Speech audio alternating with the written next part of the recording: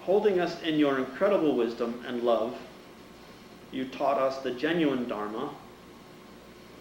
To help us abandon all views, I prostrate before you, Gautama.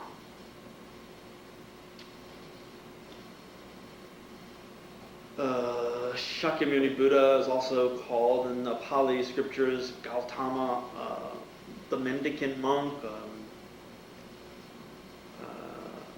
He was born into a family of the sage Gautama, and so he's called Gautama.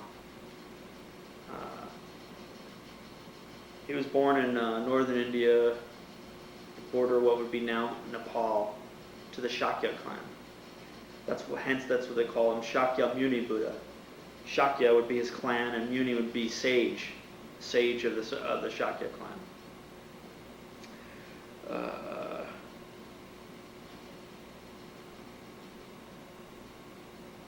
Prostrate here is not the physical prostration, but mentally bowing down to the Buddha here.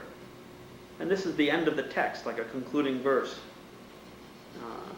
He's bowing down to the Buddha's incredible love for beings, equal love, equanimity love for beings, holding beings close to his heart in an equal fashion, that kind of love, and his incredible wisdom.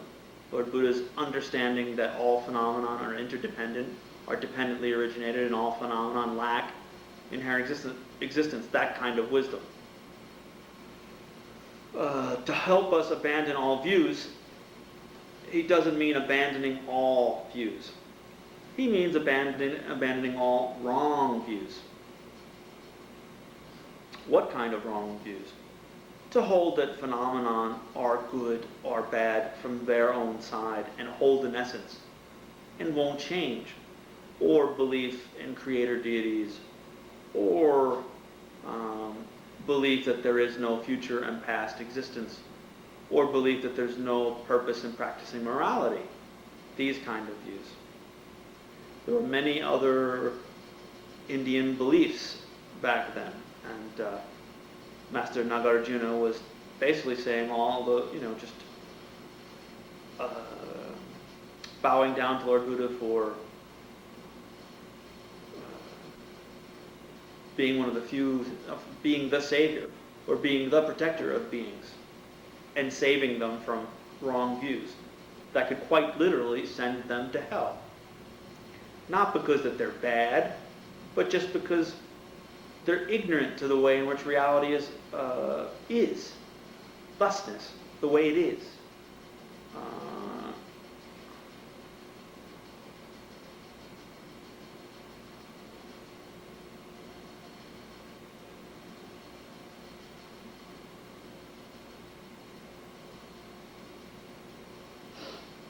Those wrong views are causes for suffering.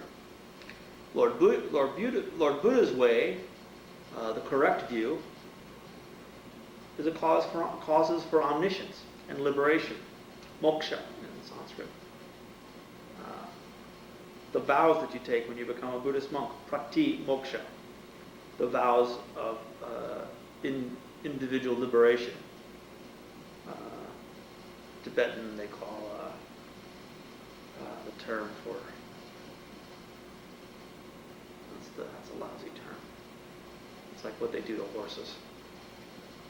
It's like when I forget dulwa. It's how you discipline your horse. It's not as sexy as the Sanskrit, which is pratimoksha, the individual liberation vows. And that's it. That's the whole text. In a nutshell. About the only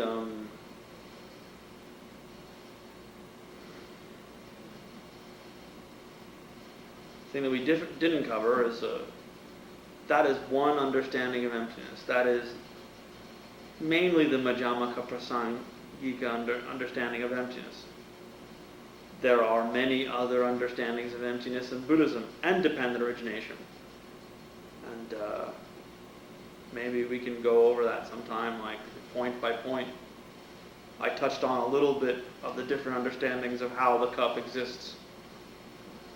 There are many more, and they're very detailed. But like debate texts, some of the school's definitions of all this stuff are like several paragraphs. I mean, it's suffering. My teacher strayed away from teaching debate texts, logic texts, and anything that goes into like heavy pages and pages of definition, defining phenomena, because usually people fall asleep. I think maybe for the last class, if people want to show up, we'll do a meditation on all the pertinent concepts we've covered. So if people want to show up, we'll do an actual meditation with all the preliminaries going into meditations on emptiness, bodhicitta, and maybe throw a little bit of guru devotion and purification in there. We'll do that.